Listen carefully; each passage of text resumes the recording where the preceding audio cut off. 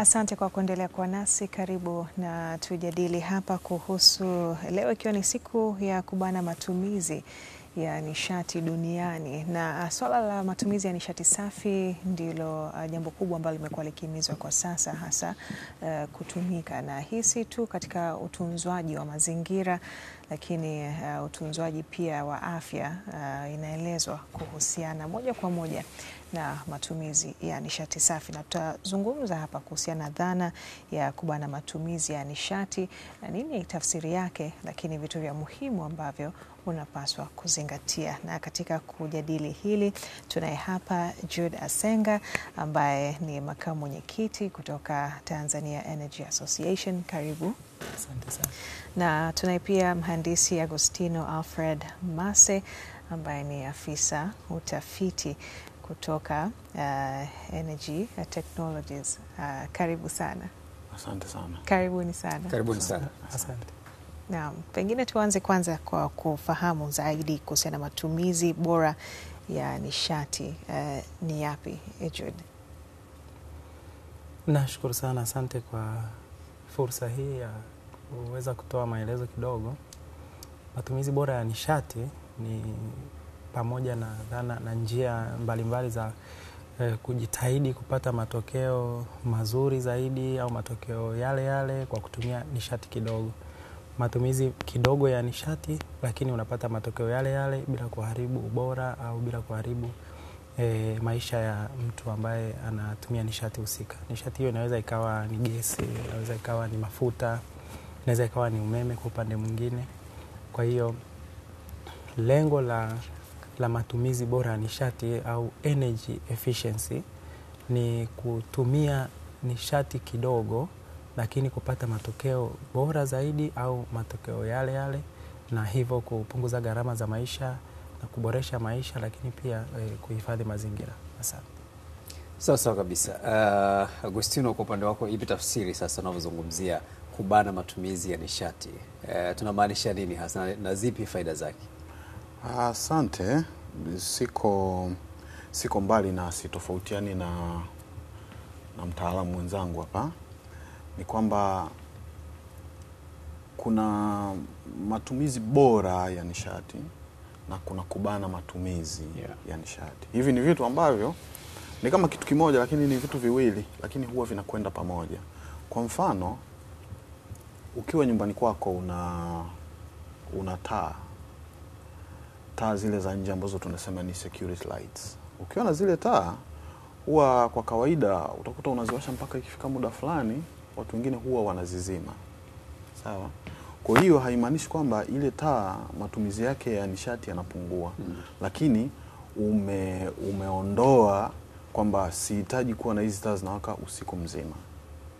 Kwa hiyo mwingine akiwasha ile taa usiku mzima, matumizi ya ile taa yatakuwa ni yale yale, lakini kwa sababu muda ni mrefu itakuwa imetumia nishati nyingi. Lakini tunapokuja kwenye matumizi ya nishati kwa ufanisi, kama mtaalamu mwenzangu alivyosema, ni kwamba tunataka tupate matokeo yale yale, lakini kwa kuweka nishati kidogo. Kwa hiyo zamani tulikuwa tuna zile taa ambazo zina kama mwanga mwekundu. Nafikiri kama watu watakumbuka vizuri, tulikuwa tunasema ni koroboi. Ile taa ukikuta ina wati 100 kweli inanyonya umeme vizuri. Lakini unaweza ukapata taa nyingine ambayo inakupatia mwanga ule ule, lakini ikawa ina wati 5. Kwa hiyo unapata kitu kile kile kwa nishati ambayo ni pungufu. Kwa hiyo hayo ndio matumizi ya nishati kwa ufanisi.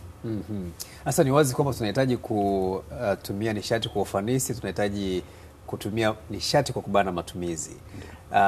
Ni miradi ipi sasa ama ni vitu gani ambavyo nyinyi mnapendekeza kutokana na uzoefu ambao mnao kwenye taasisi zenu, ambayo ikitumika hiyo inaweza kutusaidia kubana matumizi, kama ambavyo inaelezwa faida nyingi ikiwemo kulinda mazingira, lakini pia ni rafiki pia kwa afya za watu? Asante. Nishati ni dhana pana. Nishati tunaanza kuanzia kwenye kupika nyumbani mpaka kuja kwenye mpaka kwenye magari ambayo tunatumia. Kwa hiyo labda nilizungumzie kwa sehemu kubwa mbili. tuzungumzie nishati ambayo inatumika kwa ajili ya kupikia, tuweke hiyo iliwe ni kundi la kwanza. Alafu nishati nyingine yote tuseme hiyo ni nishati ya viwanda na nishati ya matumizi inayotumika majumbani. Maana tukiweka taa, tukiweka mota ambazo tunatumia kwenye viwanda na kila kitu. Lakini hapo naomba nitoe masuala ya usafiri. Okay. Sawa. Kwa sisi TIRDO, shirika la utafiti na maendeleo ya viwanda Tanzania, kinachofanyika kwa sababu hii dhana nzima ya matumizi bora ya nishati inafanyika kote.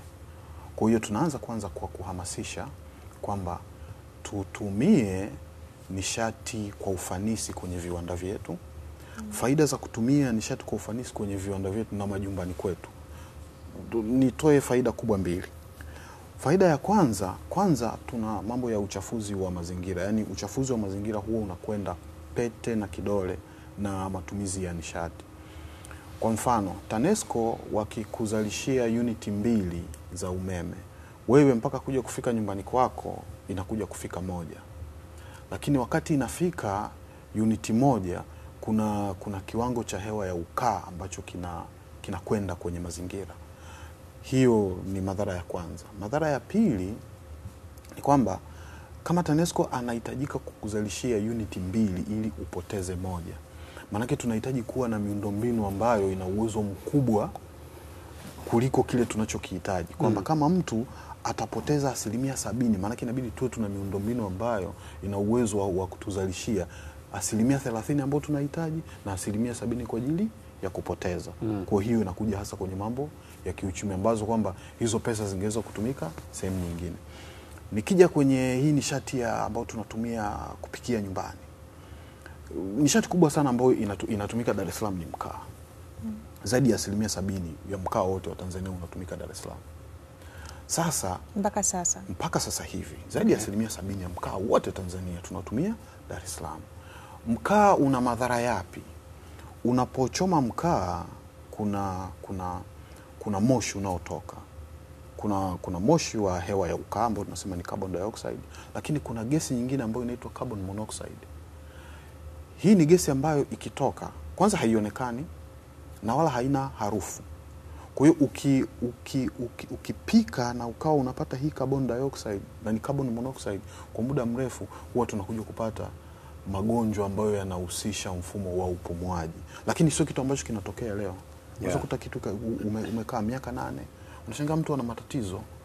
Na kwa zamani unaweza kukuta mtu akasema mbona huyu amerogwa? Lakini kumbe hapana. Yaani hivi vitu ambavyo tunavitumia vinakuja kuleta madhara kwetu. Kwa hiyo matumizi mfano kama ya mkaa au ya mkaa mbadala, kwa sababu kwa kawaida huwa unakuta tunakata kuanzia tani 5 mpaka 10 za magogo tuchome ili tupate tani hii 1.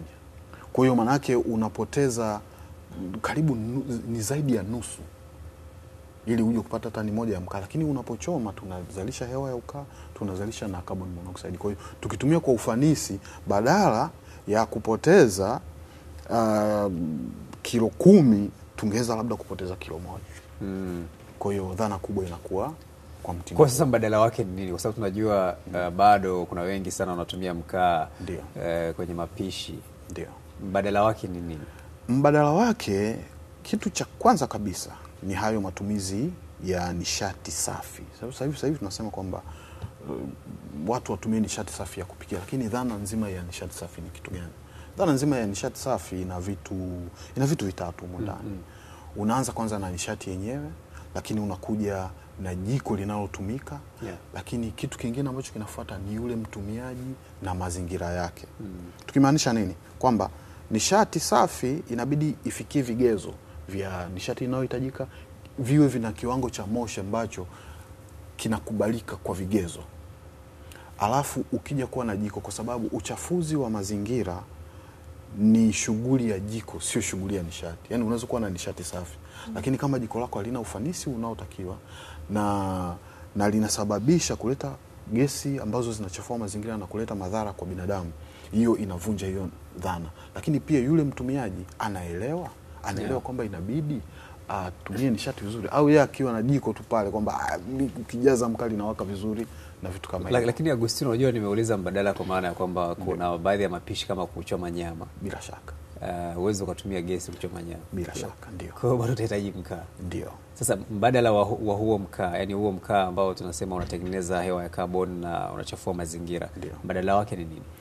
Mkaa wote unatengeneza hewa ya carbon, na ndio maana mkaa wote haijalishi umetengenezwa na kitu gani kabisa. Lakini na ndio maana nikasema kwamba kwenye dhana zima ya nishati safi kuna vitu vitatu. Jiko ndio kitu cha kwanza ambacho kinakusababishia mazingira yawe machafu. Kwa hiyo Shirika la Utafiti na Maendeleo ya Viwanda Tanzania linazingatia vizuri kwamba jiko lako liwe lina vigezo vile ambavyo vinakubalika. Unatengeneza jiko, lete pale tukupimie, tulione kama linafaa. Kwa sababu unaweza kuwa na nishati ile ambayo ni safi kabisa. Hii mfano kama ya mkaa mbadala, inakuwa nishati safi. Lakini kama jiko lako halikidhi, itakuja kuleta madhara. Ndio. Sawa kabisa. Senga, tunafahamu kwamba kuna nishati nyingine, nishati mbadala au sema nishati jadidifu. Kwa sababu nilikuwa nauliza kuhusu mbadala ambazo zinaweza zikasaidia kimsingi kwa namna moja ama nyingine, kwanza kama nishati safi, lakini pia zikasaidia kubana matumizi, zikawa economical, zikawa zina faida ya kiuchumi. Badala ya mtu kutumia gharama kubwa kwenye nishati, akatumia hizo na akasave kiasi fulani cha fedha. Ni kweli. Kuna nishati ambazo zinaonekana kwamba ni nishati mbadala. Mbadala maanake zinasaidia kutumika badala ya zilizopo. Kwa sababu zinaweza kutoa faida fulani, hasa kwenye mambo ya uchumi, lakini kwenye upande wa mazingira. Kwa mfano ambayo mimi ninafanya kazi kwa sasa hivi kwenye sola, ambao ni umeme jua. Maanake nishati ya jua lipo wakati wote. Kwa hiyo tunatumia jua hilo hilo katika kuzalisha nishati itakayotumia kuwa mbadala katika maeneo fulani fulani. Kwa mfano katika eneo la mwanga, tuseme tunahitaji mwanga. Mwanga huu unaotumika hapa ndani tunaweza tukaupata kwa kutumia namna tunavyozalisha, kwa kutumia maji ama kwa kutumia joto ukaa au kwa kutumia njia nyinginezo. Lakini njia ya umeme jua au sola inaweza ikasaidia, unazalisha umeme ule ule, unapata kile unachokihitaji kwa maana ya mwanga au kwa maana ya matumizi katika vifaa kama kompyuta, kama machines kwenye viwanda. Na wakati mwingine nimesafiri, nimeona kwenye viwanja vya ndege sasa hivi wanabadilisha, wanaanza kutumia nishati ya jua katika kuzalisha umeme unaotumika. Na faida zake ni nini? Kwamba jua linapatikana bila malipo, tuseme free. Kwa hiyo ukishaweka tu solar panels pale, wewe unaendelea tu kuzalisha jua. Maanake kwa maana ya kiuchumi, ukishafanya ile gharama ya mwanzo ya kuweka ule mtambo pale, maanake wewe unaendelea kuvuna bila malipo na ni sustainable, kwa maana kwa muendelezo wa muda mrefu. Kwa hiyo ambacho wewe utakuwa unafanya tu ni kufanya matengenezo ya mara kwa mara kwenye ile mifumo ya uendeshaji, kwa maana ya battery, inverters na kadhalika. Kwa hiyo nilikuwa najaribu kuzungumza moja ya njia ambazo zinaweza kutumika kubana matumizi. Badala ya kutumia umeme ambao tumezoea wa kawaida, tukifikiria kutumia umeme unaozalishwa kwa kutumia nishati ya jua, tunaweza tukawa tume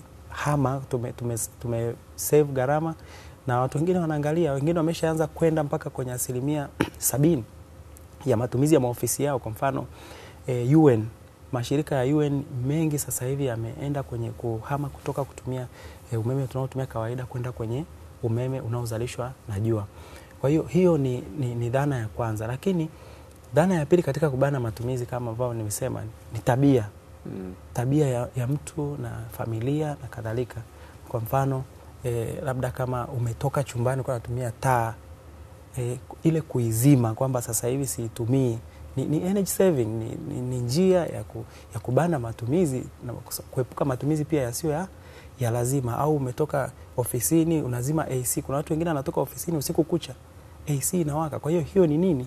Ni tabia. Lakini unapokuja kwenye upande wa teknolojia, teknolojia ndio inakupa sasa mbadala. Ndio maana nimesema teknolojia imeshawaza, tuzalisheje umeme badala ya kutumia maji, tumefikiria kuzalisha kwa kutumia nini? Sola, kwa kutumia jua. Sasa ili teknolojia iweze kufanya vizuri na mazingira yaweze kuwa salama, pia lazima tabia za watu pia zibadilike, ili kuleta hiyo dhana ya kubana matumizi ya nishati tunayotumia majumbani na maeneo mengine. Kwa mfano tukisema eneo la usafiri ambalo mhandisi amesema hata ligusia, lakini unakuta nyumba moja wana magari 7, kila mmoja ana gari lake. Kila mmoja wakitoka, na maana unakuta na foleni nayo ni kubwa. Na mwelekeo ni ule ule, lakini kila mmoja anatoka na na gari yake. Baba ya kwake, mama, watoto, kila mmoja anatoka na ya kwake. Sasa hapo kwenye matumizi ya nishati ya mafuta, maana yake ni matumizi mabovu. Lakini mngekuwa na gari moja wote mkatoka, au mkatumia public transport, mngekuwa mmebana matumizi, lakini pia mkafika mahali ambapo mnakwenda.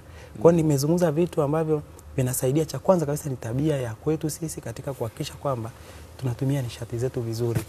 Watu wengi wana tabia mbaya katika matumizi ya nishati. Ndio maana kila wakati ukifika nyumbani watu wanalalamika, mbona umeme umeisha? Umeme umeisha kwa sababu unakuta huyu amepasha microwave, muda huo akija mwingine anapasha tena, muda huo akija, yani hawaplani kwamba sasa hivi muda utakuwa wa kupasha, tukishapasha tumezima basi. Mimi nimesafiri, nimeenda pale, tunaomba tufuliwe nguo na masista fulani kwenye shule yao. Wakatuambia muda wa kufua nguo ni saa 12.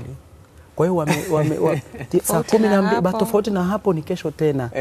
Sasa ukienda nyumbani ambapo wanatumia washing machine, inatumika sasa hivi, dada anakuja anatumia, mtoto anakuja anatumia. Kwa hiyo pale unakuta ni matumizi mabaya ya nishati.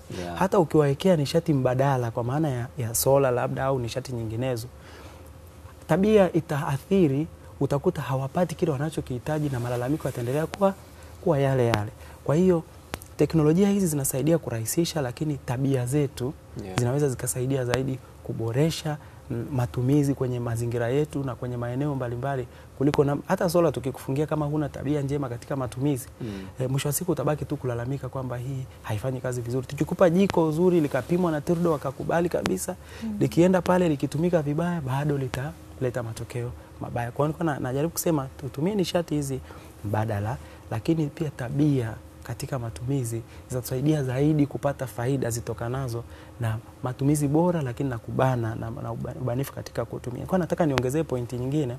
Siku hizi kuna vifaa vimeletwa vinaitwa energy saving items. Kwa mfano AC siku hizi zimeandikwa kabisa energy saver, ambazo za generation hii.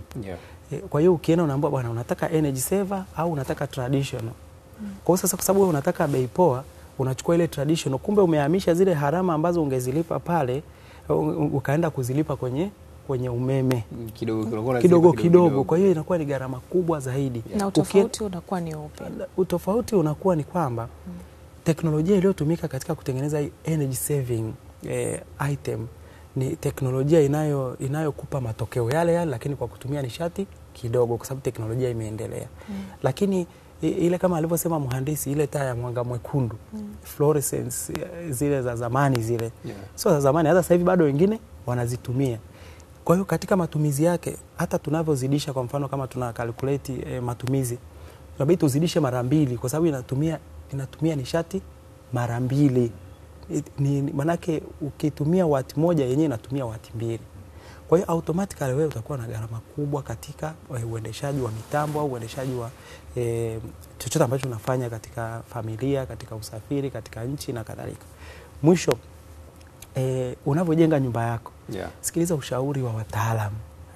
Kwa mfano unavyofanya wiring au unavyoweka zile taa, kuna taa ambazo ni energy saving, ina save 70% ya matumizi. Sasa ukiambiwa ile ukakuta inatofautiana shilingi 2000 na hii nyingine ya kawaida, unasema mimi nipe hiyo, kumbe umehamisha gharama kutoka kwenye matumizi ukasave kidogo ukaenda gharama kubwa kwenye matumizi ya umeme. Mwisho, maintenance kwa Kiswahili tunasema ni ile ukarabati wa vitu ambavyo tunatumia. Kwa mfano baada ya miaka 3 au 4 ya matumizi ya nyumba, baada ya ujenzi, lazima upitie tena miundombinu ya umeme, kwa sababu kuna kadiri ambavyo nyaya zinaendelea kuwepo au zile miundombinu inachakaa, inasababisha energy loss. Kwa hiyo ukifanya ukarabati wa mara kwa mara inasaidia uendelee kutumia vizuri. Kwa mfano gari, kama hufanyi service mara kwa mara, inafika sehemu inaanza kutumia mafuta mengi, inaanza kutumia mafuta mengi. Kumbe wewe ungekuwa unafanya service vizuri, ungejihakikishia matumizi mazuri ya nini? Ya nishati. Nimejaribu kusema kwa kifupi sana.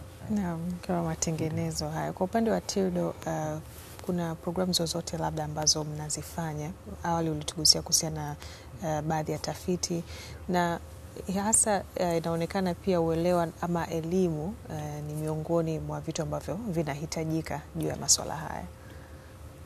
Kwa upande wenu kuna chochote ambacho mmekuwa mmekifanya hasa katika programu za kuelimisha? Bila shaka. Nianzie, kwa sababu sisi ni shirika la utafiti. Kuna tafiti ambazo zimekuwa zinafanyika. Lakini kuna kitu kimoja ambacho tulikuja tukakiona. Ilikuwa kuna tafiti moja tumefanya kuanzia mwaka 2022, ilikuwa ni tafiti ya miaka 3. Kwenye swala la, kwa sababu ngoja nirudi pale kwenye lile swala kwamba daa inatumia 70% ya mkaa. Sawa. Lakini tukiacha kwamba hiyo, lakini pia matumizi, yani nishati kubwa tunaotumia ni hii ya kupikia, ambayo unakuta inatokana na miti, tunakuja kutumia mkaa. Sasa watu nasema kwamba hebu tuhame, tuache kutumia huu mkaa, tuende tukatumia nishati nyingine. Hiki kitu sio kipya, lakini kwa nini hiki kitu bado tunachopaka leo? Kwa sababu hata tukitembea mtaani mkaa utaukuta tu. Sasa unakuja kukuta kwamba yani kwa nini mtu anabakia kutumia mkaa hata kama ukimwambia kwamba huu mkaa una madhara? Jambo kubwa kabisa ni kwamba ule mkaa una namna yake ya upatikanaji ni nyepesi kuliko nishati nyingine. Tukianza na gharama, tukija jambo la pili ni kipimo. Sawa? Ni kwamba huyu mtu akiwa na shilingi 500 anaweza kupata mkaa wa kupikia. Lakini huwezi kuwa na shilingi 500 ukaenda dukani ukanunua gesi. Hicho kitu hakipo. Sawa? Kwa hiyo sasa sisi katika kufanya tafiti, kwa sababu unatatua matatizo. Angalia changamoto iliyopo. Kwa tukasema hivi hatuwezi kuwa tuna namna ambayo tukaleta nishati ambayo ikawa ina sifa kama zile za mkaa, lakini ni bora na madhara yake ni tofauti na yale ya mkaa kwa mazingira na yule anayetumia. Kwa hiyo tukaja kwenye swala la mkaa mbadala. Mkaa mbadala ulikuja nchini siku nyingi sana.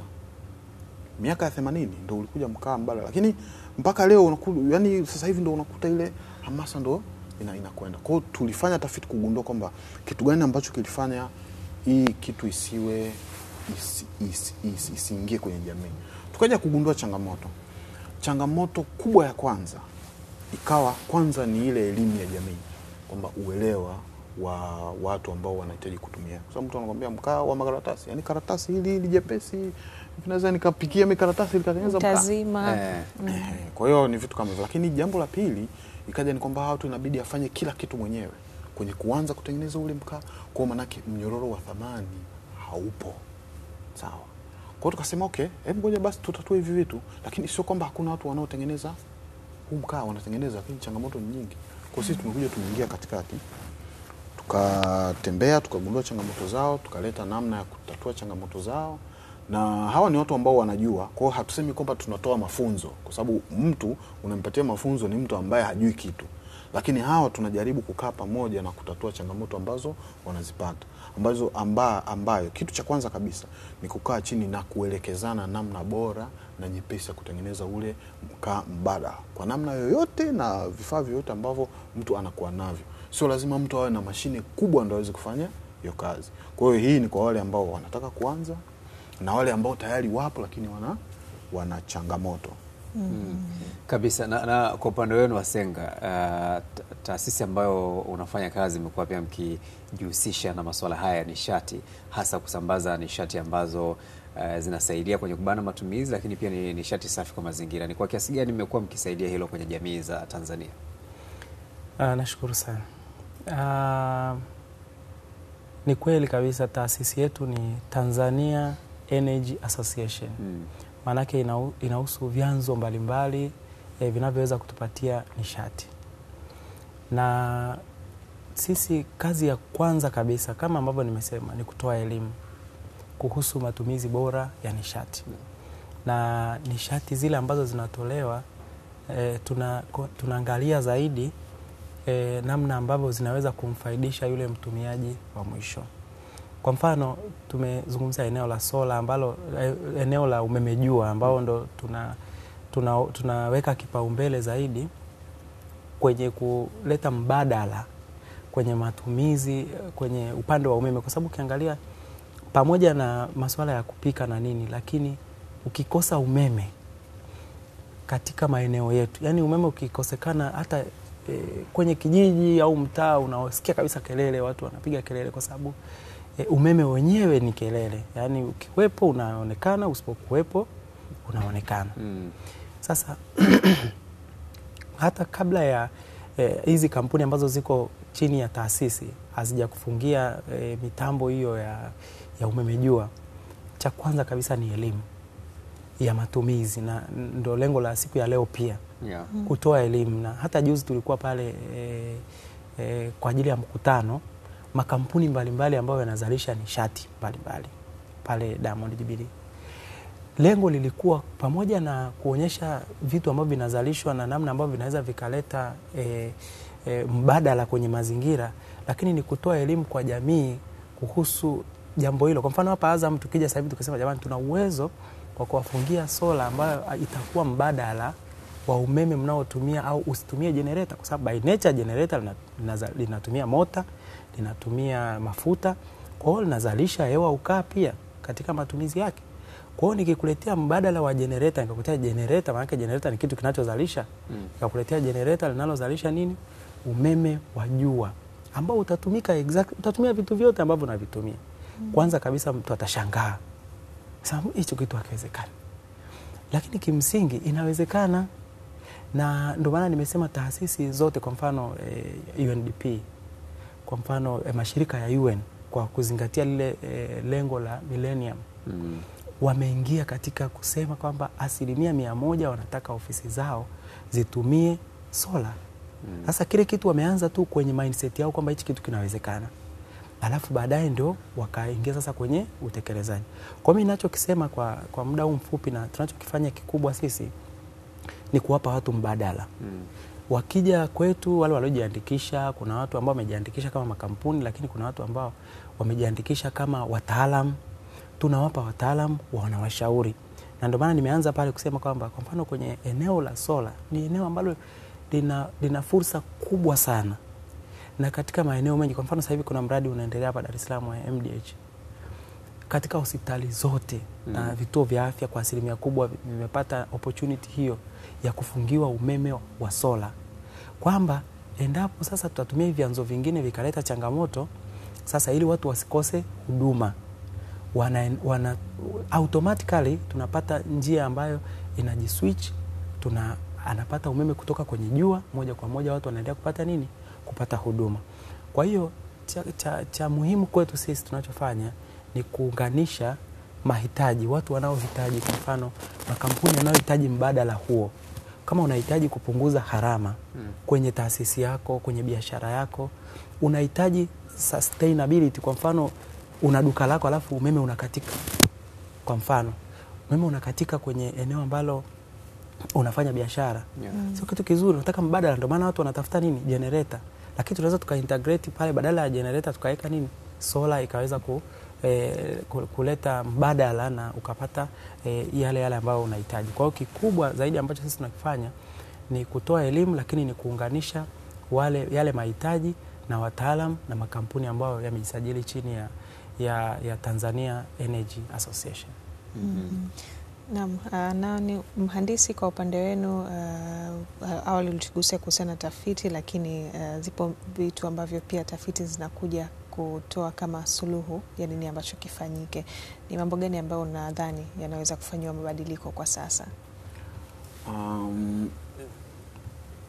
Mimi nimejikita kidogo sana kwenye mambo ya kupika. Ningeweza kuzungumzia na nishati nyingine. Naam. Lakini nafikiri hilo tayari naona linakuwa covered na mtaalamu mwenzangu.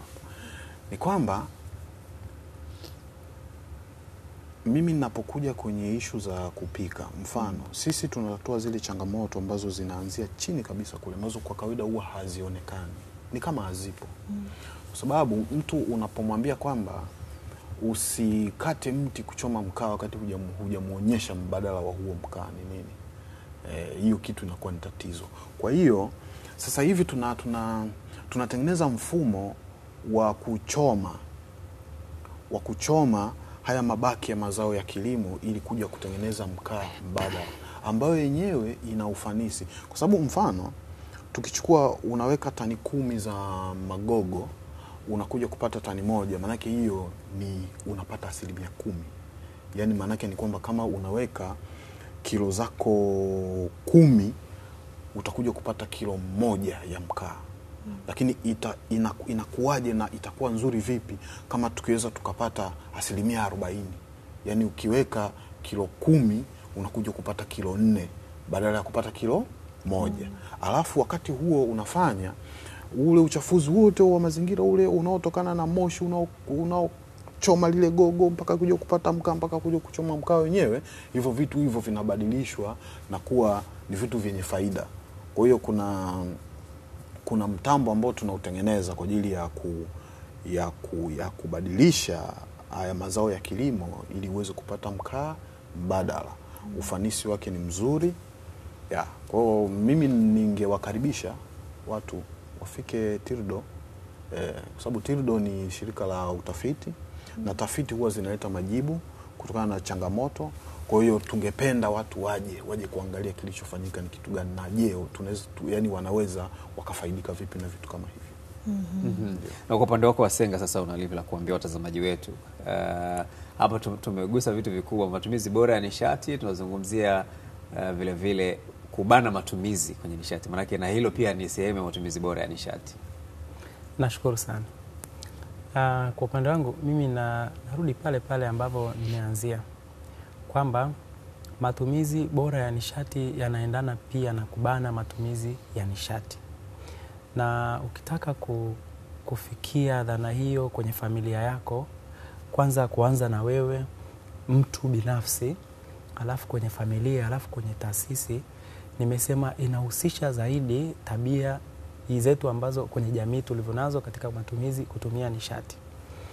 Kwa hivyo la kwanza kabisa tujitahidi kuhakikisha kwamba nishati tunazozitumia nyumbani tunazitumia kwa kiwango ambacho kinaleta matokeo yale lakini kinatumia nishati kidogo.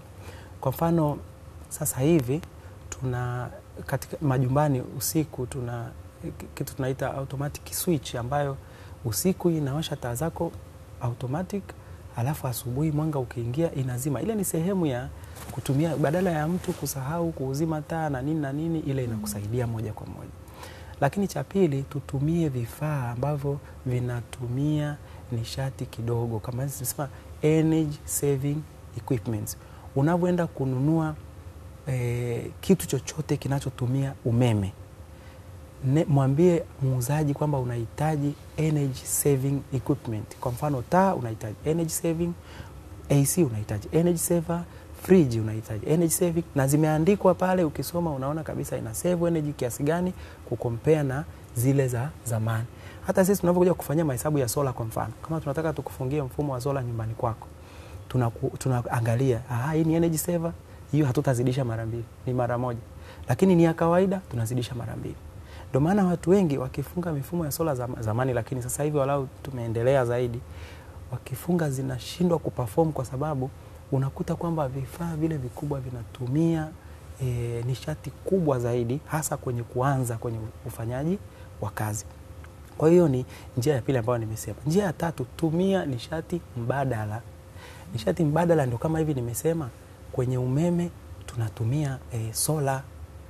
Tunapotumia sola manake ni nini? Manake ni kwamba badala ya kutegemea uzalishaji kwa kutumia maji ambayo pale nyumbani kwako au ofisini kwako hauna, unatumia eneo lako lile, unaweka solar panels pale, unatumia zile solar panels kuzalisha umeme, unautumia wewe mwenyewe pale. Kwa hiyo ni umeme wako umezalisha mwenyewe na unatumia mwenyewe. Na ni rahisi, siku hizi panels zimekuwa ni bei rahisi, kwa hivyo unaweza kutumia hata bila betri. Unaweza kutumia, sasa hivi tuko kwenye teknolojia ya hybrid, kwamba kuna kifaa pale kinaitwa inverter, ambayo inapokea umeme wa aina zote. nishati ya umeme unaotokana na umeme wa gridi ya kawaida, umeme unaotokana na generator na umeme unaotokana na sola. Kwa hiyo zikiunganishwa pale zile aina zote za umeme, inakupa tu, unaamua mimi nitumie umeme upi wa aina ipi, na unaweza ukaisimamia hata kutumia simu yako ya mkononi. Aina ya namna ya mwisho ambayo namalizia ni kwamba muhimu tusome zaidi katika teknolojia, namna ambavyo inatupa njia mbalimbali za kubana matumizi ya nishati katika familia zetu. Asante sana Senga, tunakushukuru sana makamu mwenyekiti kutoka Tanzania Energy Association. Tunakushukuru pia mhandisi Mase ambaye ni afisa utafiti teknolojia ya nishati kutoka TIRDO. Kubwa tumezungumza kuhusiana na matumizi ya nishati, ama ikiwa ni siku ya kubana matumizi ya nishati duniani.